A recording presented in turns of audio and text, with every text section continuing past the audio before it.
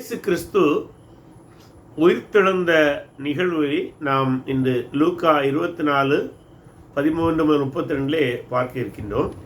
இது எம்மாவு சாலையில் இயேசு இருவருக்கு காட்சியளித்த நிகழ்வு. சென்ற வாரத்திலே நாம் பார்த்தோன்னமாக இயேசு உயிர்த்தெழுந்த நாளிலே நண்பகலுக்கு முன்பாக அவர் ஸ்திரீகளுக்கு காட்சியளித்திருந்தார். இந்த நிகழ்வு நண்பகலுக்கு பின்பு நடந்த ஒரு நிகழ்வாக இருக்கிறது. நாம் பார்த்தோன்னமாக எருசலேமிலிருந்து சுமார் 7 அல்லது 8 மைல் தூரத்தில் இருக்கிறதான எம்மாவு என்கிற ஊருக்கு 2 சீடர்கள் நடந்து செல்கிறார்கள். இந்த 2 சீடர்களுடைய பெயரிலே ஒருவருடைய பெயர் கிளையோப்பா என்று நமக்கு தெரிய வருகிறது. நாம் லூக்கா 24:18 வசனத்திலே கிளையோப்பா என்பவன் என்று வருகிறது. இன்னொருடைய பெயர் தெரியவில்லை. ஆனால் இந்த 2 பெயர்களையும் பார்க்கும்போது 12 அப்போஸ்தலருடைய பெயரிலே இவர்களுடைய பெயர் இருந்த வண்ணமாக இல்லை. ஆகவே இவர்கள் யார் என்கிற கேள்வி எழலாம். இவர்கள் வேறு யாராக இருக்க வாய்ப்பில்லை. இயேசு கிறிஸ்து தான் ஊழியம் செய்த போது 12 சீடர்கள் மட்டுமல்ல, 12 சீடர்கள் அவருக்கு நெருங்கிய சீடர்களாகவும் அங்கீகரிக்கப்பட்ட அப்போஸ்தலர்கள் போலும் இருந்தார்கள். அதற்கு அடுத்த 2வது நிலையில் வேறு 70 சீடர்கள் இருந்தார்கள். அதுபோல திரளான சீடர்களும் இருந்தார்கள். ஆகவே அதில் பலர் இயேசு விட்டு சென்று விட்டார்கள். ஆயினும் ஓரிருவர் அவ்வப்போது அவரோடு தொடர்பு வைத்தவர்களாகவே இருந்தார்கள். மேலும் இந்த பெயர் கிரேக்க பெயராக இருக்கிறபடினாலே இவர் எருசலேமுக்கு பஸ்கா கொண்டாட வந்த ஒரு கிரேக்க மொழி பேசக்கூடிய ஒரு யூதனாகவும் இருக்கலாம், அல்லது யூத மதத்துக்கு மாறிய ஒரு கிரேக்கனாகவும் இருக்கலாம். ஆனால் யூத மதத்துக்கு மாறிய கிரேக்கன் என்று சொல்வதை விட கிரேக்க மொழி பேசுகிற யூதனாக இருப்பதற்கு அதிக வாய்ப்பு. இவன் எதற்கு எருசலேமுக்கு வந்திருக்கலாம் என்றால், நமக்கு தெரியும் பஸ்கா பண்டிகை காலத்தில் தான் இயேசு சிலுவையில் அறையப்பட்டார். ஆகவே பஸ்கா கொண்டாடுவதற்கு அவன் வந்திருக்கலாம். பஸ்கா கொண்டாடும் போது சில நாட்கள் அவர்கள் அங்கே தங்கி இருப்பது வழக்கம். அப்படி தங்கி இருக்கும்போது அவன் ஒரு எம்மாவு என்கிற ஊரிலே அவனுக்கு தெரிந்தவர்களோ அல்லது ஏதோ ஒரு விதத்திலே தங்குவதற்கான ஏற்பாடை செய்து அங்கே தங்கி இருந்தாலும். ஆகவே தான் பகலிலே எருசலேமுக்கு வந்துவிட்டு சாயங்காலம் அவன் அங்கே தங்க சென்றிருக்கலாம். அப்படி எம்மாவுக்கு அவன் தங்க போகும்போது அவனு இன்னொருவரும் இயேசு கிறிஸ்து அவர்களுக்கு காட்சியளித்தார். இந்த இடத்துல நாம் ஒன்றை கவனிக்க வேண்டும். இவர்கள் தங்களுடைய வழிப்பிரயாணத்தை எருசலேமுக்கு தொடங்குவதற்கு முன்பாகவே இவர்களுக்கு ஒரு தகவல் தெரிந்திருந்தது. அது என்னவென்றால், இந்த பெண்கள் இயேசு உயிர்த்தெழுந்தார் என்று சொன்ன செய்தி இவர்கள் அறிந்திருந்தார்கள். ஆரம்பத்திலே பெண்கள் நேரடியாக உயிர்த்தெழுந்தார்கள் என்று சொல்லவில்லை, அவருடைய சரீரத்தை காணவில்லை என்று தான் சொன்னார்கள். பின்பு சுதாரித்து கொண்டு இயேசு உயிர்த்தெழுந்தார் என்று சொன்னார்கள். இதற்கிடையே இயேசுடைய 2 சீடர்களான பேதுரும் யோவானும் அவர்கள் சொன்னது சரிதானா என்று சரிபார்க்க அல்லது ஆய்வு செய்ய இயேசுவை வைத்திருந்த கல்லறைக்கு சென்றார்கள். அப்போது அங்கே காவலர்களும் இல்லை, அந்த தூதர்களையும் இவர்கள் காணவில்லை. ஆண்டவர் ஒருவேளை தூதர்களை இவர்கள் காண வேண்டாம் என்று கட்டளையிட்டிருப்பார். ஆகவே பெண்களுக்கு காட்சியளித்த தூதர்கள் அந்த இடத்திலே அவர்களுக்கு உடனடியாக காட்சி அளிக்கவில்லை.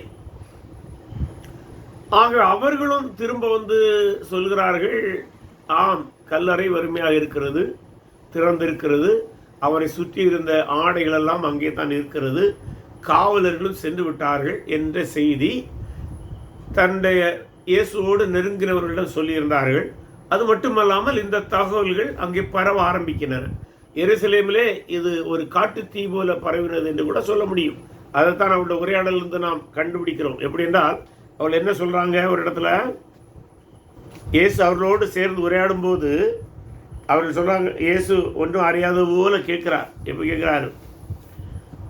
அப்பொழுது அவர் அவர்களை நோக்கி, நீங்கள் துக்க முகமுள்ளவர்களாய் வழி நடந்து ஒருவருக்கு ஒரு சொல்லிக் கொள்கிற காரியங்கள் என்னவென்று கேட்டார். அறியாத போல கேட்கிறார். அவர்கள் ஒருவனாகிய கிளையோப்பா என்பவன் பிரதியுத்தரமாக, இந்நாட்களில் எருசலேமில் நடந்தவர்களை அறியாதபடிக்கு நீர் அந்நியராக இருக்கிறீரோ. அப்போ இயேசு தன்னுடைய உயிர்த்தெழுந்த அந்த மகிமையை முழுவதும் மறைத்து ஒரு அந்நிய மனிதன் போலவே அவர்களோடு நடந்து செல்கிறார். ஆகவே அவர்கள் அவரை முற்றுமாக அறியாத வண்ணம் இருந்தார்கள்.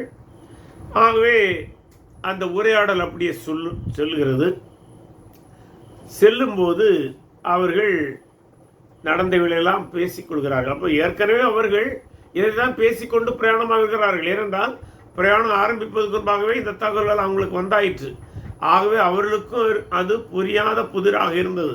ஆகவே அந்த சூழலையில் அவள் பிரயாணப்பட்டு போய்க்கொண்டு இருக்கும்போது பேசிக்கொண்டிருக்கும் போது இயேசு வந்து அங்கே சேர்கிறார். அவர்கள் தெரியாத போல அவர்களோடு இடைபடுகின்றார். அந்த உரையாடல் தொடர்கிறது. அப்போது அவர்கள் நடந்தவைகளை சொல்லுகிறார்கள். அது சொல்லும்போது ஒரு முக்கியமான செய்தியை நாம் அங்கே கவனிக்க வேண்டும். அவர்கள் இயேசுவை குறித்து என்ன பார்வை வைத்திருந்தார்கள் என்பது முக்கியம். ஏன்னா நாம் இன்று இயேசுவை எப்படி புரிந்து கொண்டிருக்கிறோம் என்பது முழு வெளிப்படுத்தல் அடிப்படையில், முழு வெளிப்படுத்தல் என்று சொல்லும்போது புதிய ஏற்பாடு முழுமையாக நமக்கு தருகிற பரிசுத்த ஆவியினால் எழுதப்பட்டு தந்த வசனங்களின் அடிப்படையில், சபை சரித்திரத்தின் அடிப்படையிலும் நான் இன்று இயேசுவை புரிகிறோம். அது சரியான புரிந்து கொள்ளுதல் தான். ஆனால் இயேசு வாழ்ந்த காலத்தில் அவருடைய சீடர்கள், அவரோடு நெருக்கமாக இருந்தவர்கள் என்ன புரிந்து கொண்டிருந்தார்கள் என்பதும் மிக முக்கியம். அந்த புரிந்து கொள்வதை தான் அவர்கள் இவ்வளமாய் சொல்கிறார்கள். நாசரேத்து இயேசு தேவனிடமிருந்து வந்த ஒரு தீர்க்கன் என்று நம்பியிருந்தார்கள். அது முக்கியமான ஒன்று. 2, அவரது ஆளுமை அல்லது அவரது வார்த்தை மற்றும் செயல்களால் உறுதிப்படுத்தப்பட்டது. அதான் அவங்க சொல்லாங்க. அந்த 19 வசனத்தில் அங்கே சொல்லாங்க பாருங்க. அவர் கேட்கிறார், அவர் எவைகள் என்றார். அதற்கு அவர்கள் நசரேயனாகிய இயேசுவை குறித்தவைகளே. அவர் தேவனுக்கு முன்பாகவும் ஜனங்கள் எல்லாருக்கும் முன்பாகவும் செய்கையிலும் வாக்கிலும் வல்லமையுள்ள தீர்க்கதரிசியாக இருந்தார். அப்போ இயேசுவை ஒரு தீர்க்கதரிசியாக அவர்கள் அறிந்திருந்தார்கள். அது முக்கியம், ரொம்ப முக்கியம். கவனிச்சிடுங்க. அடுத்தது, அவர் பிரதான ஆசாரியரும் அதிகாரிகள் அவரை மரண ஆக்கினைக்கு உட்படுத்தி சிலுவையில் அறைந்தார்கள். அது முக்கியம். ஏன்னா இன்னைக்கு அநேகர் சொல்றாங்க இயேசு சிலுவையில் அறையப்படல, அவர் தப்பி போயிட்டாரு. யாரு? சுமார் 600 வருஷத்துக்கு பிறகு வந்து ஒரு ஆள் சொல்றார். அது முக்கியமா?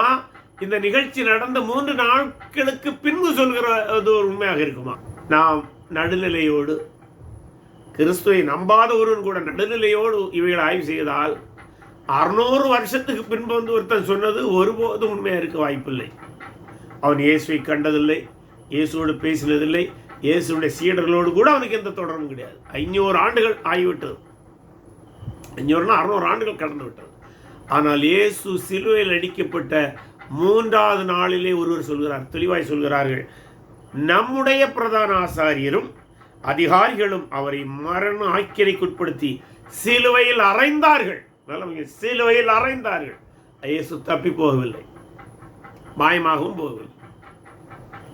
அது யாரு? எருசலேமில் வாழ்ந்தவர்கள் சொல்கிறார்கள். எருசலேமுக்கு ஒரு இடத்தில் வந்து இயேசுவை சிலுவையில் அறையப்பட்டதை கண்டவர்கள் சொல்கிறார்கள். அடுத்தது, அவரே இஸ்ரவேலை மீட்டு ரட்சிப்பவர் என்று நாங்கள் நம்பி இருந்தோம். அப்ப நம்பிக்கை என்னது? இஸ்ரவேலை மீட்டு ரட்சிப்பவர் என்றால் அந்நிய ஆட்சியாளர்களுடைய அடிமைத்தனத்திலிருந்து. இப்போது நம் ஒன்றை இங்குதான் சரித்திரம் முக்கியம். இந்த நிகழ்வு நடந்த போது எருசலேம் அல்லது யூதா அல்லது இஸ்ரவேல் ரோமருடைய ஆட்சிக்கு உட்பட்ட ஒரு அடிமை தேசம் போல இருக்கிறது. ஆகவே பழைய ஏற்பாட்டிலே தீர்க்கதரிசிகள் ஒரு செய்தியை சொல்லியிருந்தார்கள். மேசியா என்கிற ஒருவர் வருவார். அவர் இஸ்ரவேலை போல, இஸ்ரவேல் நாட்டிலே பல ராஜாக்கள் தவறான ஆட்சியை தந்தது போல தவறான ஆட்சியை தரமாட்டார். நீதி, நியாயம், நேர்மை, அறம் செழித்த, பொருளாதார செழிப்பு நிறைந்த ஒரு சிறந்த பொற்கால ஆட்சியை தருவார். அது மேசியா என்று சொல்லியிருந்தார்கள். ஆகவே இவர்கள் என்ன நம்பியிருந்தார்கள்? இவர் தீர்க்கதரிசி என்று மட்டும் நம்பவில்லை. இவர் மேசியா, இவர்தான் எங்களுக்கு மீட்பை தருவார். அப்படின்னா என்ன மீட்பு? எங்களை இந்த அந்நிய அடிமைத்தனத்திலிருந்து மீட்டு எங்கள் தேசத்தை விடுவிப்பார் என்று நம்பியிருந்தோம்.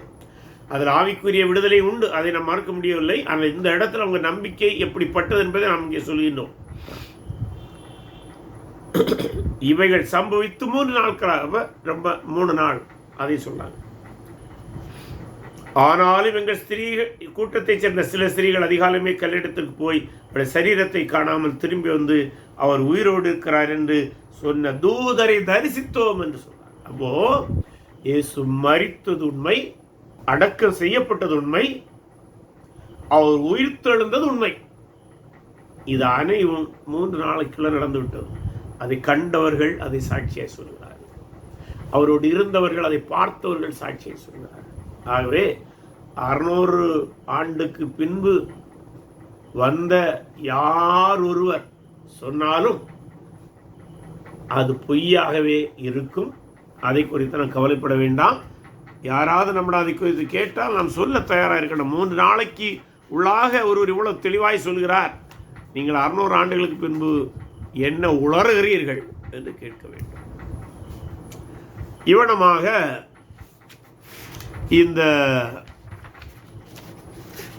இவர்கள் உரையாடி கொண்டே செல்லும் போது சாயங்காலம் ஆகிவிடுகிறது.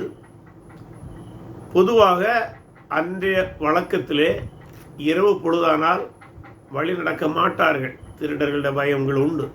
ஆனால் இயேசு வழிபோக்கர் போகலே தன்னை காட்டிக் கொள்கிறார். உடனே இந்த 2 பேரும் சொல்கிறாங்க, ஐயா நீங்கள் எங்கே போகிறீங்க, சாயங்காலம் ஆயிடுச்சு, வாங்க எங்கள் கூட தங்குங்க. இயேசு அதுக்கு மறுப்பு தெளித்தது போல் இல்லை.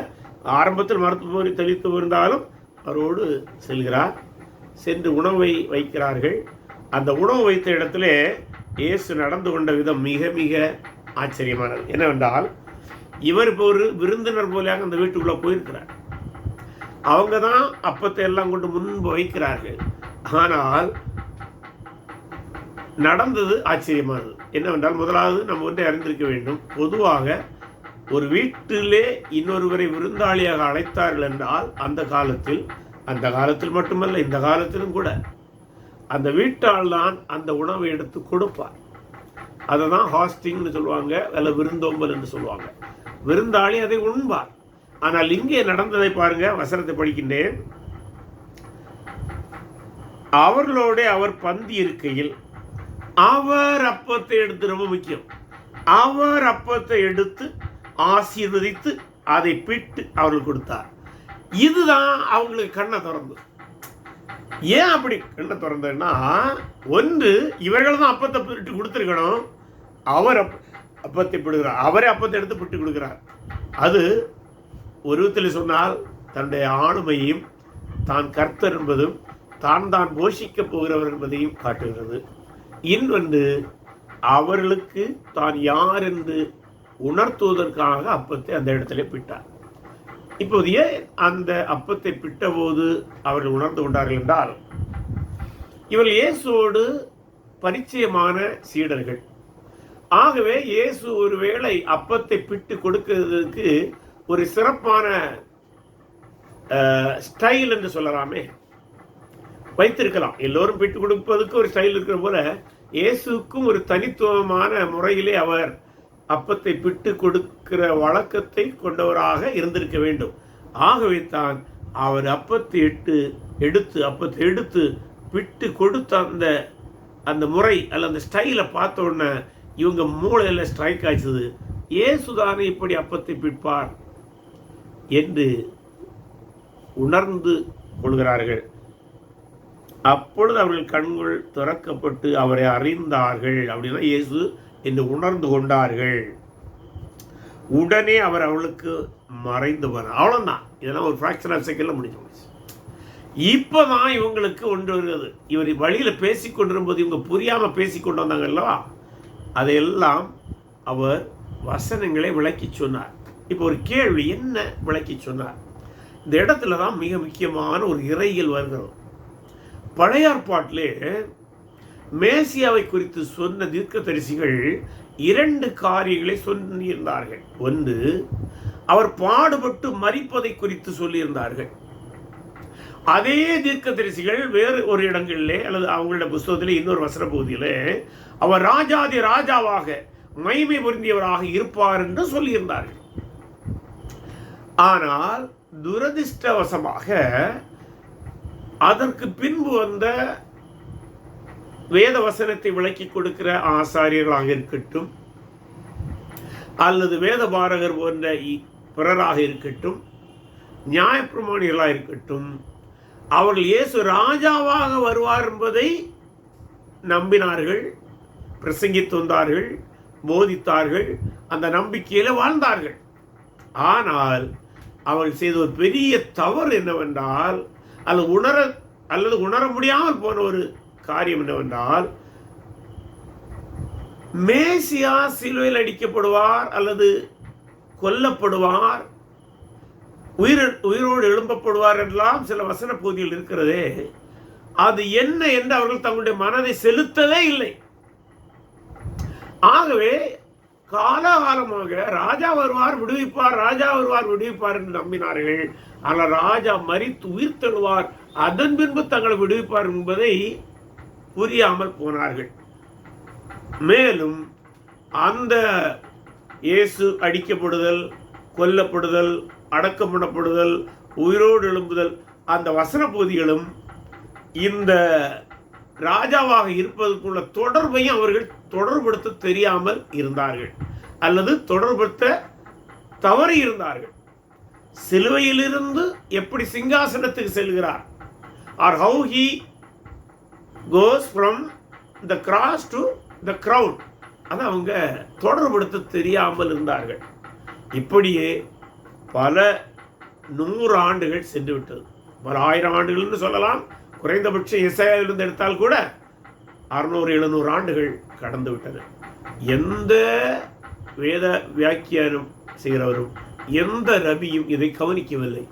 ஆனால் இயேசு தாம் மரித்து உயிர் தந்த பின்பு இந்த சீடர்களோடு பேசிக் கொண்டிருக்கும் போது அவை இரண்டையும் தொடர்புபடுத்தி கற்றுக் கொடுக்கிறார். எப்படி மேசியா பாடுபடுதல், மரித்தல், அடக்கமணப்படுதல், உயிர்த்தெழுதல் போன்ற வசனங்கள் அங்கே இருக்கின்றது. எங்கே? பழைய ஏற்பாட்டு தீர்க்கதரிசிகள் புஸ்தகங்களில் இருக்கின்றது. அதே தீர்க்கதரிசன புஸ்தகங்களிலே அவர் உயிர்த்தெழுந்த பின்பு அவர் ராஜாவாக இந்த பூமியை ஆட்சி செய்வார் என்பதும் இருக்கிறது என்று ரெண்டையும் தொடர்புபடுத்தி பேசிக்கொண்டே வந்தார். இதை பேசிக்கொண்டே வரும்போதுதான் அவர்கள் ஒரு வார்த்தை சொல்கிறார்கள். பாருங்கள், 32 வசனம். அப்பொழுது அவர்கள் ஒருவரை ஒருவர் நோக்கி, வழியிலே அவர் நம்முடனே பேசி வேத வாக்கியங்களை நமக்கு விளக்கி காட்டின போது, இந்த விளக்கம் தான் என்னது, சிலுவையிலிருந்து சிங்காசனத்துக்கு அவர் எப்படி போகிறார் என்பதை விளக்கி காட்டின போது நம்முடைய இருதயம் நமக்குள்ளே கொழுந்து விட்டு எரியவில்லையா என்று சொல்லி அந்த தொடர்பு படுத்த அவங்க இருதயம் கொழுந்து விட்டு எரிகிறது. வேத வசனங்களை இன்றைக்கும் அப்படிதான். நம்ம வேத வசனங்கள் விளக்கும் போதுதான் இருதயங்கள் கொழுந்து விட்டு எரியும், அல்லது இருதயங்கள் எழுப்புதல் உண்டாகும் என்று ஒரு வார்த்தை சொல்கிறார்களோ அது நடக்கும். இதை விட்டு எழும்பி நிற்பதனால் எழுப்புதல் வரும் என்பது பைபிளில் எங்கும் சொல்லப்படும். பைபிளிலே பல ஏற்பாடுல புதிய ஏற்பாடு சொல்லப்படுகிறது. வேத வசனங்களை சரியாய் புரிந்து சரியாய் விளக்கி சரியாய் கற்றுக் கொடுங்கள், ஆவியானவர் அந்த இருதயங்களை கொழுந்து விட்டு எரிய செய்வார். அப்போ பாருங்க, அது இன்னும் கவனம். அது அவங்களால இருக்க முடியல, உடனே ஓடி போய் அங்கே சொல்ல போறாங்க. இன்னும் அப்படித்தான். வேதவசனங்களை விளக்கி சொல்லி மக்களுக்கு கற்றுக் கொடுப்போமானால் அவருடைய இருதயம் உயிரடையும், இருதயம் கொழுந்து விட்டு எரியும். அவர்களால் சும்மா இருக்க முடியாது, அவர்களால் வாழாமல் இருக்க முடியாது. அவர்கள் சுவிசேஷத்தை பிறருக்கு சொல்வார்கள், இயேசு உயிர்த்தெழுந்த செய்தியை பிறருக்கு சொல்வார்கள். ஆகவே அவர்கள் உடனடியாக புறப்பட்டு சென்று தங்களுடைய சக சீடர்கள், குறிப்பாக 12 அப்போஸ்தலருக்கு சொல்வதற்காக அவர்கள் அன்றைக்கு இரவு தங்கவே இல்லை. அந்த இரவோடு இரவு அந்த பயங்கள் எல்லாம் நிறைந்த அந்த இடத்துல இயேசு திடீரென்று மறைந்த உடனடியாக வேகமாக ஒரு ஒன்றுப்பார்கள். ஏன்னா சக்தி வேணும், பகல் முழுவதும் நடந்தவர்கள் அல்லவா. திரும்பவும் அந்த இரவில் தானே நடந்து வந்து, அல்லது சாயங்கால வேளையில் நடந்து வந்து இங்கே சீடருக்கு அறிவிக்கிறார்கள். அதான் நம்ம லூக்கா 24:33 முதல் 35 வருகிறது. அந்நேரமே எழுந்திருந்த எருசலேமுக்கு திரும்பி போய் 11 யூதாஸ் மரித்து போனான் அல்லவா, மரித்தான் என்றால் தற்கொலை செய்து கொண்டான்.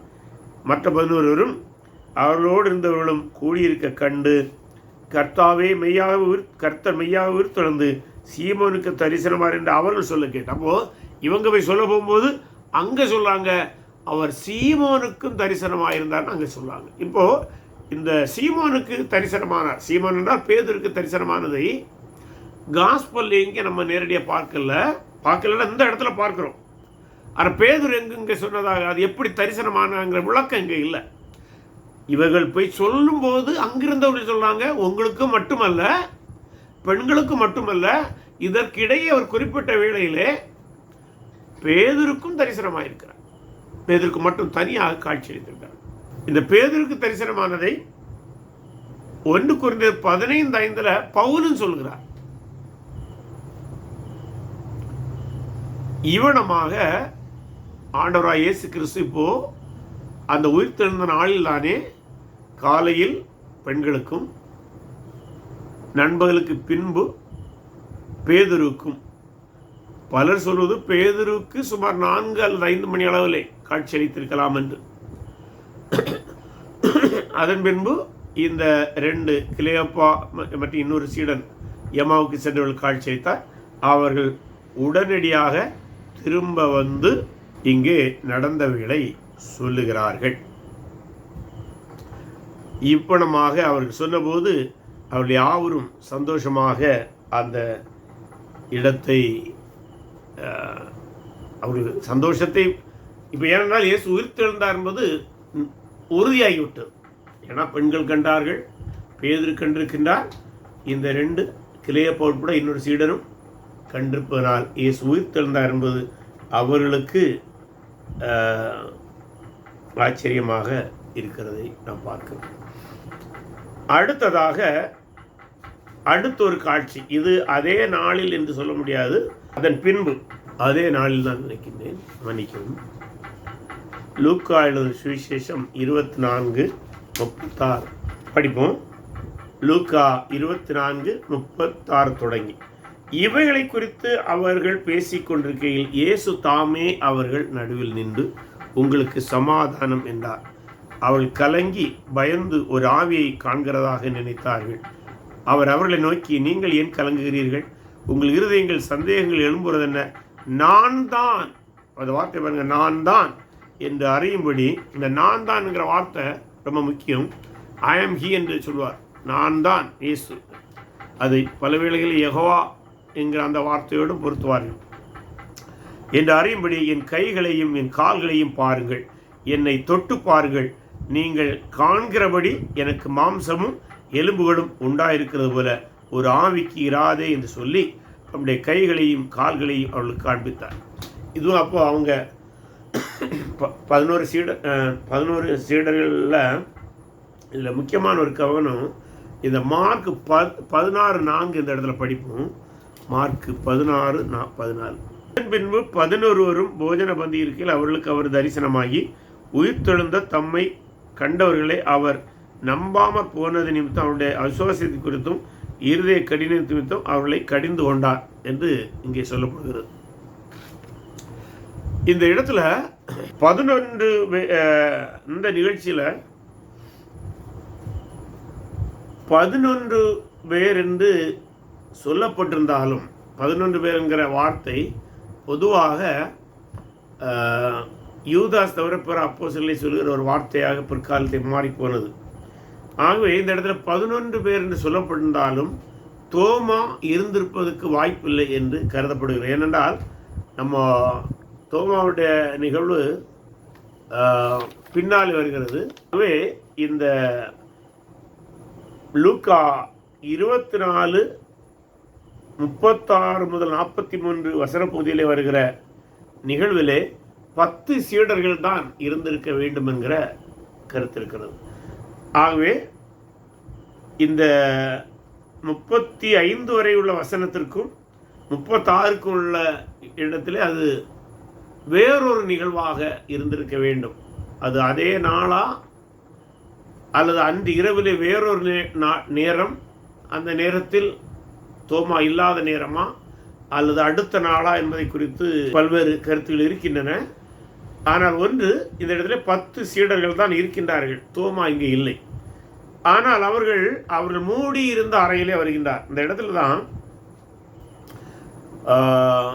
அவர்கள் திடீரென அவர் தோன்றியபடினாலே அவரை அறியாமல் திகைத்து நிற்கிறார்கள். ஒரு ஆவியை காண்கிறதாக நினைத்தார்கள். அதாவது ஸ்பிரிட் தான் வந்திருக்குது, இவருடைய இயேசுடைய ஸ்பிரிட் வந்திருக்கலாம் என்று கருதுகிறார்கள். ஆனால் தான் உயிர்த்தெழுந்த சரீரத்தோடு தான் வந்திருக்கிறார் என்பதை அவர்களுக்கு விளக்கும்படியாக அது நிரூபிக்கும்படியாக அவர் சொல்றார், என் கைகளை நீங்கள் தொட்டு பாருங்கள் என்று சொல்றார். இதில் ஒரு ஆச்சரியமானது என்னவென்றால், உயிர்த்தெழுந்த சரீரமானது எந்த மூடியிருந்த அறைக்குள்ளும் செல்லக்கூடிய தன்மை பெற்றதாக இருக்கிறது. அதனால்தான் கல்லறையில் கூட மூடியிருந்த கல் புரட்டப்பட்ட பின்புதான் அவர் வெளியே வந்தாரா என்பதை குறித்து கேள்வியில் இருக்கிறார். ஒருவேளை அவர் உயிர்த்தெழுந்து வந்த பின்புதான் தூதர்கள் வந்து அந்த கல்லை புரட்டி இருக்க வேண்டும் என்றும் கருதலாம். ஏனென்றால் உயிர்த்தெழுந்த சரீரத்திற்கு ஒரு திடப்பொருள் மீது அல்ல சுவரின் மீது அல்ல பூட்டப்பட்ட அறைக்குள் செல்வது அத்தனை கடினமான ஒன்று அல்ல. அது ஒரு விசேஷித்த மகிமையடைந்த தன்மையுடையதாக இருக்கிறபடினாலே அது பார்வையிலும் தோற்றத்திலும் ஜடப்பொருளாக இருப்பினும் அல்லது தன்மையிலும் ஜடப்பொருள் அல்லது தொடக்கூடிய ஒரு பொருளாக இருந்தாலும் அது பிற ஜட பொருட்களை சுவர் போன்ற திடமான பொருட்களை கடந்து சொல்லும் தன்மை கொண்டதாகவும் இருந்திருக்கிறது. ஆகவே அவர் அங்கே சென்று அவர்களுக்கு ஆச்சரியத்தை ஏற்படுகிறார். மேலும் சொல்றாரு, நீங்கள் காண்கிறபடி எனக்கு மாம்சமும் எலும்புகளும் உண்டாயிருக்கிற போல ஒரு ஆவிக்கு இராதே. இந்த இடத்துல தான் ஆவிக்கு சரீரம் கிடையாது என்பதையும் சொல்கிறார். தம்முடைய கைகளையும் கால்களையும் அவர்களுக்கு காண்பித்தார். ஆனாலும் சந்தோஷத்தினால் அவர்கள் இன்னும் விசுவாசியாமல் ஆச்சரியப்படுகிறார்கள். அவங்களுக்கு ஒரு இரண்டும் கட்டாம் மனநிலை, சந்தோஷம் ஒரு பக்கம், ஆச்சரியம் இன்னொரு பக்கம், சந்தேகம் ஏதாவது இருக்கிறது. புசிக்கிறதுக்கு ஏதாயில் இங்கே உண்டா என்று அவரிடத்தில் கேட்டார். அப்பொழுது பொரித்த மீன் கண்டத்தையும் தேன்கோட்டு துணிக்கையும் அவருக்கு கொடுத்தார்கள். அவைகளை அவர் வாங்கி அவருக்கு முன்பாக புசித்து என்று நாம் பார்க்கிறோம், புசித்ததாக நாம் பார்க்கிறோம். இவனமாக இந்த இடத்துல அவர் 10 சீடர்களுக்கு காட்சியளிக்கிறார். இந்த நிகழ்ச்சியிலே நாம் ஏற்கனவே பார்த்தனமாக யார் இல்லை? தோமா இல்லை. ஆகவே தோமா வந்த பின்பு இந்த நிகழ்ச்சியை அவர்கள் சொல்லும்போது தோமாவால் அதை ஏற்றுக்கொள்ளக்கூடிய மனநிலையில் அவன் இல்லை. ஆகவே அவன் சொல்கிறான், நமக்கு தெரியும் அவனுடைய வார்த்தை, அவருடைய விழாவிலும் அவருடைய கையிலும் நான் என் விரலை போட்டால் ஒழிய அல்லது தொட்டு பார்த்தால் ஒழிய நான் அவரை அது நீங்கள் சொல்லுவதை நம்ப மாட்டேன் என்று சொல்லியிருந்தான். இப்படி சொல்லியிருந்த அவனுக்கு ஆண்டவராய் இயேசு கிறிஸ்து காட்சியளிக்கின்றார். அவனுக்கு என்றால் இந்த இடத்துல அவன் மட்டுமல்ல, இங்கே 11 பேருக்கும். அப்போது முதல் நாளிலிருந்தே நாம் சற்று நினைவுபடுத்தோம்னால், காலையிலே பெண்களுக்கு, மத்தியானத்துக்கு முன்பு ஏதோ ஒரு இடத்துல பேதுருக்கு மட்டும், அதன் பின்பு அன்றே யாருக்கெல்லாம் அந்த 2 எம்மாவு சீடர்களுக்கு, அதன் பின்பு 10 சீடர்களுக்கு, இப்போது 11 பேரும் இருக்கிற ஒரு இடத்திலே ஆண்டவராய் இயேசு கிறிஸ்து அவர்களுக்கு காட்சியளிக்கின்றார். இந்த இடத்துல தோமாவும் இருக்கின்றார். அது யோவான் எழுதின சுவிசேஷம் 20வது அதிகாரத்திலே வருகிறது. யோவான் எழுதின சுவிசேஷம் 20வது அதிகாரம் 26 முதல் 31 படிக்கின்றேன். மறுபடியும் 8 நாளைக்கு பின்பு, அப்போ இந்த நிகழ்வு முடிந்து 8 நாட்கள் ஆகிவிட்டது.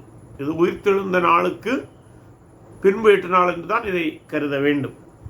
அவருடைய சீஷர்கள் வீட்டுக்குள்ளே இருந்தார்கள். தோமாவும் அவருடனே கூட இருந்தான். கதவுகள் பூட்டப்பட்டிருந்தது. அப்பொழுது இயேசு வந்து நடுவே நின்று, கதவு பூட்டிருந்தது எல்லாத்தையும் தாண்டி அவர் உள்ளே வருகிறார். உயிர்த்தெழுந்த மகிமைப்படுத்தப்பட்ட சரீரத்தை எதுவும் தடுக்க முடியாது. பின்பு அவர் தோமாவை நின்று உங்களுக்கு சமாதானம் என்றார். பொதுவாக ஒருவர் சந்திக்கும் போது அந்த ஷாலோம் என்று சொல்வார்கள். அதனால தான் இப்போ கூட சில கிறிஸ்தவர்கள் பிரைசலாடுன்னு சொல்கிறது போல சில கிறிஸ்தவர்கள் ஷாலோம் என்று சொல்லுவது வழக்கம். ஒருவர் பார்க்கும்போது ஷாலோம் என்று சொல்வார்கள். பின்பு அவர் தோமாவை நோக்கி, நீ உன் விரலை எங்கே நீட்டி என் கைகளை பார், உன் கையை நீட்டி என் விழாவிலை போடு, அவிசுவாசியாமல் விசுவாசியா இரு என்றார்.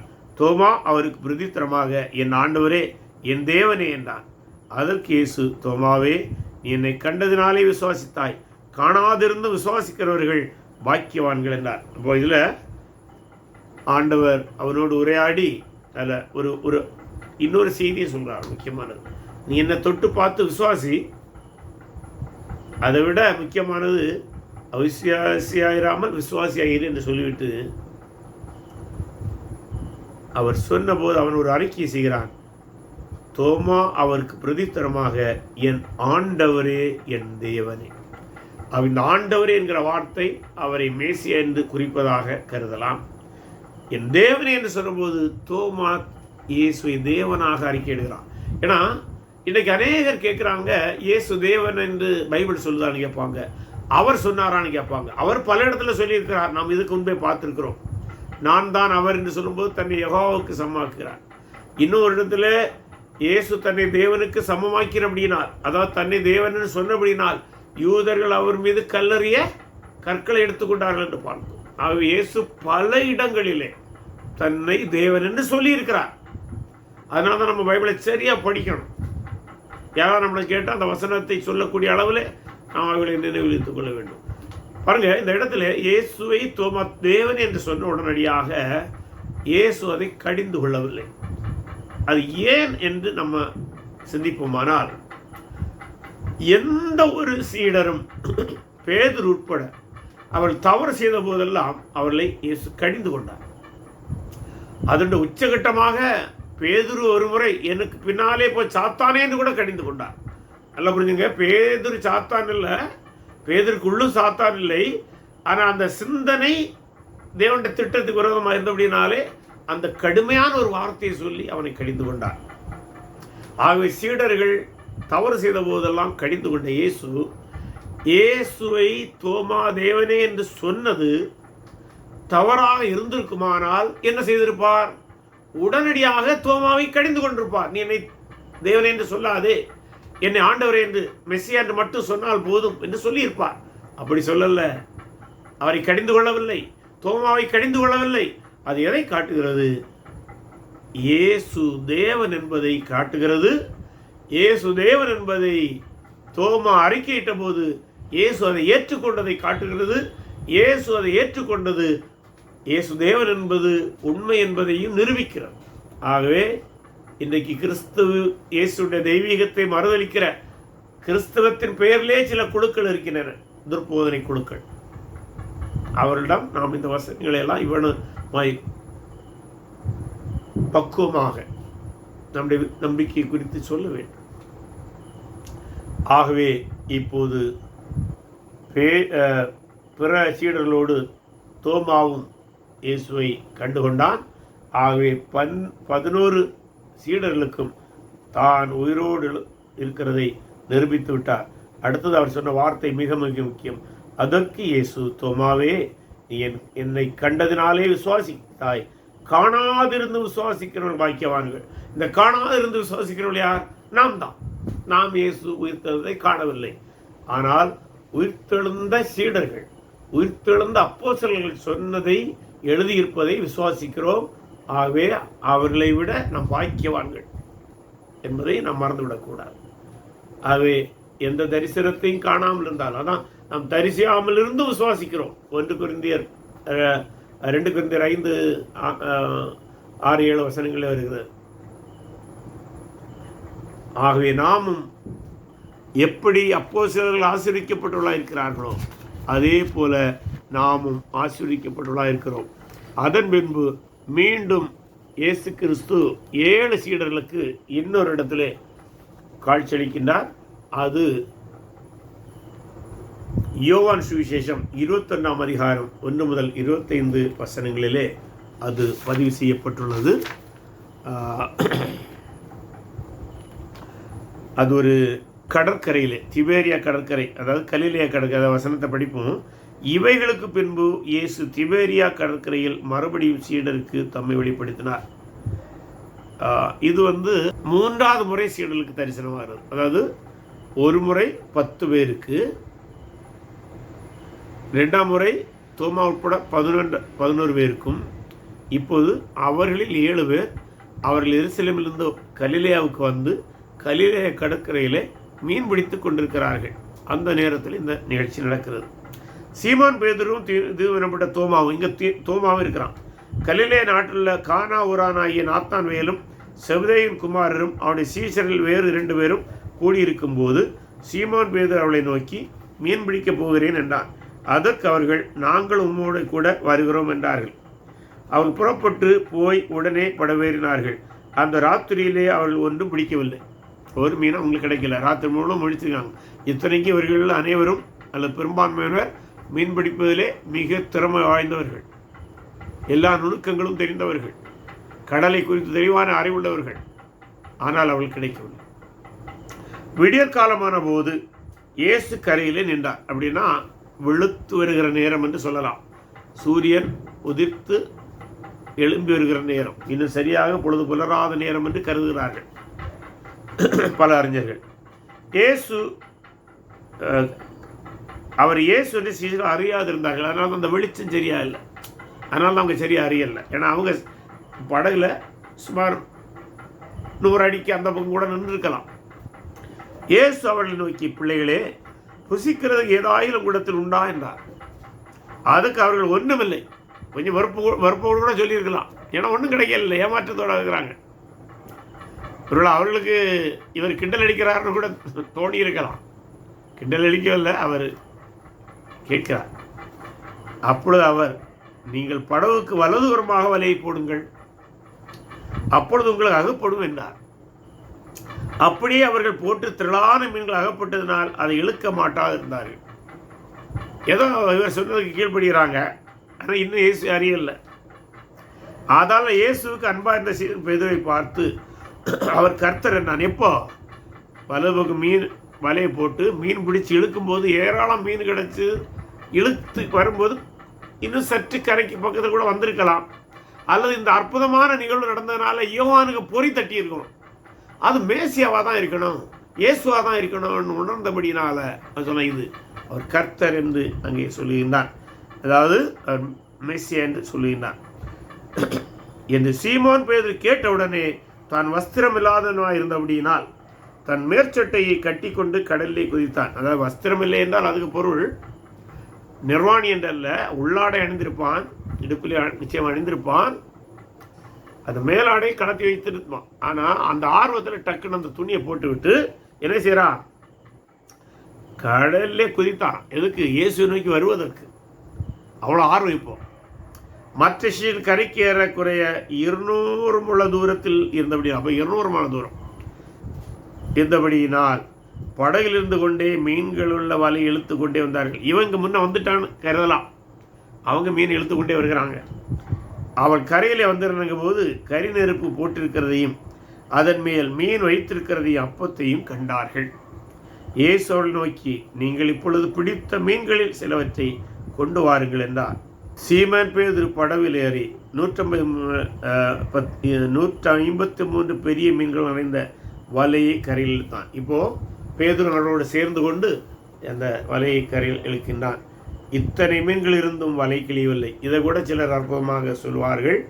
இயேசு அவர்களை நோக்கி, வாருங்கள், போஜனம் பண்ணுங்கள் என்றார். அவரை கர்த்தர் என்று அவர்கள் அறிந்தபடினால் அவள் ஒருவனும் நீர் யார் என்று கேட்க துணியவில்லை. ஏன்னா இதுக்கு முன்னெல்லாம் ஆவியோ என்றெல்லாம் கருதுவங்க. இப்போது அந்த பயம் மாறிவிட்டது. ஏனென்றால் இயேசு உயிர்த்தெழுந்த சரீரத்தை அவர்கள் ஏற்கனவே தொட்டு பார்த்திருந்தார்கள். ஆகவே இப்போது அவங்க அதை குறித்து எந்த கேள்வியும் எழுப்பவில்லை. ஈவனமாக அப்பத்தை மீனை எடுத்து அவளுக்கு கொடுத்தார். இயேசு மரித்தொழுந்து பின்பு தாம் சீசர்களுக்கு அருளின தரிசனங்களில் இது 3வது தரிசனம்.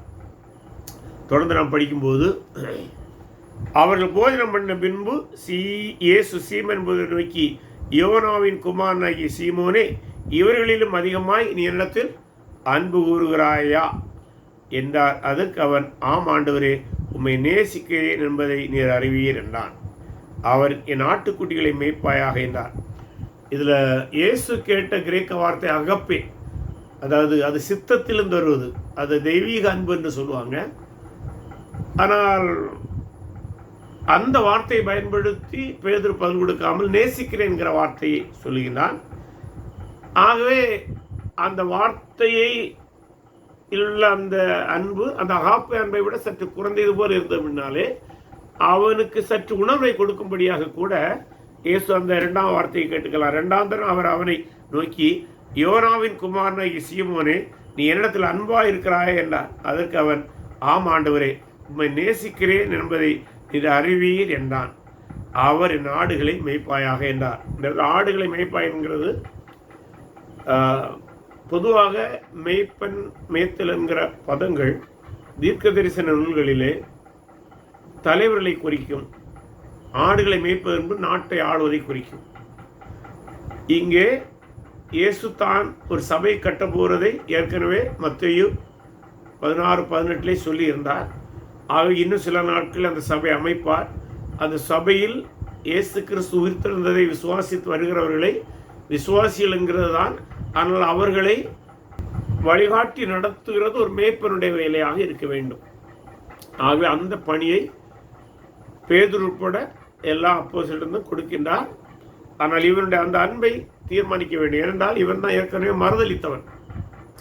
இப்போ ஒரு கேள்வி, அந்த மறுதளித்ததை எப்போது சரி செய்தார் என்று அது பைபிளில் சொல்லப்படவில்லை. ஆனால் பலர் அனுமானிப்பது இயேசு உயிர்த்தெழுந்த அதே நாளில் பேதுருக்கு தனியாய் ஒரு முறையிலே தரிசனமானார் அல்லவா, அந்த இடத்திலே பேதுரு மனம் அறிந்தி தான் 3 முறை மறுதளித்தமைக்காக மன்னிப்பு கேட்டிருக்கலாம் என்று ஒரு கருத்து இருக்கிறது. இங்கேயும் அதே போல் 3 முறை அவனோடு கேட்கிறார். அதனால தான் சிலர் என்ன சொல்லுவாங்க, அங்கே 3 முறை மறுதளித்தபடினாலே இங்கே 3 முறை கேட்டார் என்று ஒரு ஒப்பீடு உண்டு. அதை தவறென்று சொல்ல முடியாது, அப்படியும் இருக்கலாம். ஆனால் அவன் நம்முள்ள அன்பை மேலும் வலியுறுத்துவதற்காக தான் அவர் அதை கேட்கிறார். அது மட்டுமல்ல, இவர்களிலும் அதிகமாய் என்னிடத்தில் அன்பாக இருக்கிறார் என்று சொல்லும்போது இந்த படகு மீன் போன்றவற்றை வச்சு அவர் கேட்கல. கூட இருக்கிற சக அப்போஸ்தலரிலும் அன்பாக இருக்கிறார் என்கிற மீனியெல்லாம் கேட்கிறார். ஏனென்றால் இந்த அப்போஸ்தலர்களை விட நான் பெரிய ஆளுன்னு தான் அவருக்காக காட்டியிருந்தான்.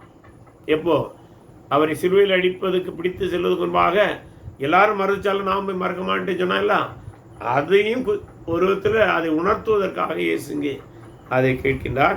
தொடர்ந்து அந்த உரையாடல் சொல்கிறது, 3ஆந்தவர் அவரை நோக்கி, யோனாவின் குமாரனை சீமோனே, நீ என்னை நேசிக்கிறாயே என்றார். இந்த இடத்துல அன்பாக இருக்கிறங்கிற வார்த்தையை விட்டு பேதுரு எந்த வார்த்தையை தொடர்ந்து சொல்லி கொண்டிருந்தானோ அந்த வார்த்தையே பேசுகிறார். ஏன்னா அந்த வார்த்தையை சொல்லும்போது தான் பேதுரு துக்கப்படுறான். ஏன்னா இப்போ தான் அவன் அந்த தவறை உணர்கிறான். அன்பு என்பது அகாப்பேல அந்த வார்த்தையை அவர் விட்டுட்டு இவன் சொன்ன அந்த அதை விட கொஞ்சம் உணர்ச்சி பூர்வமான அன்பை குறிக்கிற அந்த வார்த்தையை கேட்ட உடனே அவனுக்கு துக்கம் வந்துடுது. ஐயோ, ஏசு அந்த வார்த்தையை கேட்டார், நான் பதில் சொல்லாமல் விட்டுட்டேனே. ஆக அவர் என்னுடைய வார்த்தையை சொல்கிறாரு என்று ஏதோ அவனுக்கு அவன் துக்கப்பட்டு, ஆண்டவரே நீர் எல்லாவற்றையும் அறிந்திருக்கிறீர், நான் உண்மை நேசிக்கிறேன் என்பதை நீர் அறிவீர் என்றார் என்று சொன்னபோது தொடர்ந்து அந்த உரையாடலே சொல்லார். பேதுரை குறித்து சில காரியத்தை சொல்கிறார். நீ இளைவதனாக இருந்தபோது உன்னை நீயே அறை கட்டி கொண்டு உனக்கு இஷ்டமான இடங்கள் நடந்து தெரிந்தாய். நீ முதிர் வயதுள்ளாராகும்போது உன் கைகளை நீட்டுவாய், வேறொருவன் உன் அறையை கட்டி உனக்கு இஷ்டமில்லாத இடத்துக்கு உன்னை கொண்டு போவான் என்று மெய்யாகவே உனக்கு சொல்லுகிறேன் என்றார். இவ்விதமான மரணத்தினாலே அவன் தேவனை மகிமைப்படுத்த போகிறான் என்பதை குறிக்கும்படியாக இப்படி சொன்னார். அவர் இதை சொன்னிய பின்பு அவை நோக்கி என்னை பின்பற்றி வா என்றார். என்ன, இந்த இடத்துல பேதுருக்கு இன்னும் சில காலங்கள் ஜீவனை கூட்டி கொடுப்பார் என்றும், இறுதியிலே அவன் சிலுவை போன்ற ஒரு துர்மரணத்தை தான் அவனுக்கு ஆண்டவர் வைத்திருக்கிறார் என்றும், ஆயினும் நீ என்னை பின்பற்றி வா, அர்ப்பணத்தோடு வா என்று அவனுக்கு ஒரு அழைப்பை கொடுக்கின்றார். அவனும் அதை இப்படி செய்தான் என்று நமக்கு தெரியும். ஆனால் எப்படி சொன்ன உடனே பேதுருக்கு வேற ஒரு காரியம் ஆர்வமாக இருக்கிறது. அது என்னென்னா, அது 20ஆம் வசனத்திலிருந்து வருகிறது. பேதுரு திரும்பி பார்த்து இயேசுக்கு அன்பாக இருந்தவனும் ராப்போஜனம் பண்ணுகையில் அவர் மார்பிலை சாய்ந்து, ஆண்டவரே உம்மை காட்டி கொடுக்கிறவர் யார் என்று கேட்டவருமாகிய சீஷன் பின்னே வருகிறதை கண்டான். இது வேறு யாரும் இல்லை, இயேசு பேதுரு உரையாடும் போது அந்த பக்கத்தில் யோவான் அங்கே வாரான். யோவானை பாட்டு அவனை கண்டு பேதுரு இயேசுவை நோக்கி, ஆண்டவரே இவன் காரியம் என்ன கேட்டான். அதற்கு இயேசு, நான் வருமளவும் இவன் இருக்க எனக்கு சித்தமானால் உனக்கு என்ன, நீ என்னை பின்பற்றி வா என்றார். அதாவது நான் வயசாகும்போது சாவேன், கொல்லப்படுவேன், எனக்கு ஒருவேளை சிலுவை மரணமும் இருக்கலாம் என்று நீ சொன்னீர், அதெல்லாம் நான் ஏற்றுக்கொண்டு போய் பின்பற்ற தயார் தான். ஆனால் இவன் எப்படி மறிப்பான், அல்ல இவனுக்கு என்ன ஆகும், அவனுக்கு அது ஒரு ஆர்வம். பேதுரு எப்பவுமே ஆர்வம் கூடினவன் தான், எதையும் முன் யோசனை இல்லாமல் பேசுகிற. ஆகவே ஒருவேளை இவன் நினைச்சிருப்பான் என்ன போல அவன் ஜாவானான்னு கேட்டதான், அது உண்மைதான். நான் எப்படி சாவேன்னு சொன்னீர்லவா, யோவான் எப்படி சாவான் அதையும் சொல்லும் என்று கேட்கிறார். அதுக்கு இயேசு என்ன சொன்னார்? நான் வருமளவும் இவன் இருக்க எனக்கு சித்தமானால் உனக்கு நீ என்னை பின்பற்றி வந்தார். அப்படின்னா உன்னுடைய மரணத்தை குறித்து உன்னிட்ட சொன்னேன். அவன் எப்படி சாவான், அவன் எப்படி கொல்லப்படுவான், அவன் எப்படி மறிப்பான், அவன் இரத்த சாட்சியை மறிப்பானா, அதெல்லாம் நீ இப்போ கேட்க வேண்டாம். நீ என்னை பின்பற்றி வா. ஆகையால் அந்த சீசன் மறிப்பதில்லை என்கிற பேச்சு சகோதரர்களே பரம்பிற்று. இயேசு அப்படி சொல்லலை, அவங்க கற்பனை பண்ணி கொண்டது. ஆனாலும் அவர் மறிப்பதில்லை என்று சொல்லாமல் தான் வருமளவு இவனுக்கு எனக்கு சித்தமானால் உனக்கு என்ன வந்து சொன்னார். அப்படின்னா அவன் எப்படி மறைப்பான் என்பதை நீ கவலைப்படாத, அதைத்தான் அவர் சொன்னாரே தவிர அவன் மறிக்கவே மாட்டான் என்று இயேசு சொல்லலை. ஏன்னா இன்னைக்கு பல கிறிஸ்தவர்கள் கூட இந்த வசன பகுதி தவறாய் புரிந்து கொண்டு யோவான் மறிக்கவில்லை என்று வாதுகிறவர்கள் இருக்கின்றார்கள். அந்த சீசனை இவளை குறித்து சாட்சி கொடுத்து இவளை எழுதினவர் எந்த சீசன்? இயேசுவின் மார்பில் சாய்ந்து கொண்டிருந்த சீடர் யோவான். அதையவன் தான் இதை எழுதினான். அது மட்டுமல்ல, அவன் எவனமாய் இருந்த தன்னுடைய சுவிசேஷ நூலை முடிக்கிறாண்டால் இயேசு செய்த வேறு அநேக காரியங்களும் உண்டு. அவைகளை ஒவ்வொன்றாக எழுதினால் எழுதப்படும் புஸ்தகங்கள் உலகம் கொள்ளாது என்று எண்ணுகிறேன். ஆமென். இயேசு இன்னும் ஏராளமான காரியங்கள் பூமியில் இருக்கும்போது செய்தார், உயிர் தொடர்ந்த பின்பும் செய்திருக்கலாம். ஆனால் அவைகளெல்லாம் எழுத முடியாது. இவைகள் எதற்கு போதும்? நாம் அவரை விசுவாசித்து நித்திய ஜீவனை அடைவதற்கு இவைகள் போதும். அந்த நோக்கத்தை கூட அவர் 20ஆம் அதிகாரம் 30 சொல்லியிருப்பார். இந்த புஸ்தகத்தில் எழுதிராத வேறு அநேக அற்புதங்களை இயேசு தமது சீஷருக்கு முன்பாக செய்தார். இயேசு தேவனுடைய குமாரனாகிய கிறிஸ்து என்று நீங்கள் விசுவாசிக்கும்படியாகவும் விசுவாசித்து அவருடைய நாமத்தினாலே நித்திய ஜீவனை அடையும்படியாகவும் இவைகள் எழுதப்பட்டதாகவே அதை விசுவாசிக்கிறவர்களுக்கு நித்திய ஜீவன் அடைய சில சான்றுகளை, சில உண்மைகளை, இயேசுவின் சில போதனைகளை யோவான் எழுதினான். அதுபோல பிற சீடர்கள் எழுதினார்கள். இவ்வளமாக இயேசு கிறிஸ்து உயிர்த்தெழுந்தவராக தன்னை பெண்களுக்கும் தன்னுடைய சீடர்களுக்கு 3 முறையும் காண்பித்து நிரூபித்து தன்னை முழுவதுமாக மேசியா என்றும் தீர்க்க தரிசன புஸ்தகங்களில் சொல்லப்பட்டபடி அவர் மரித்து அடக்கப்படப்பட்டு உயிர்த்தெழுந்தவர் என்பதையும் நிரூபித்தார். இன்றைக்கு இதை நாம் முடித்துக் கொள்வோம்.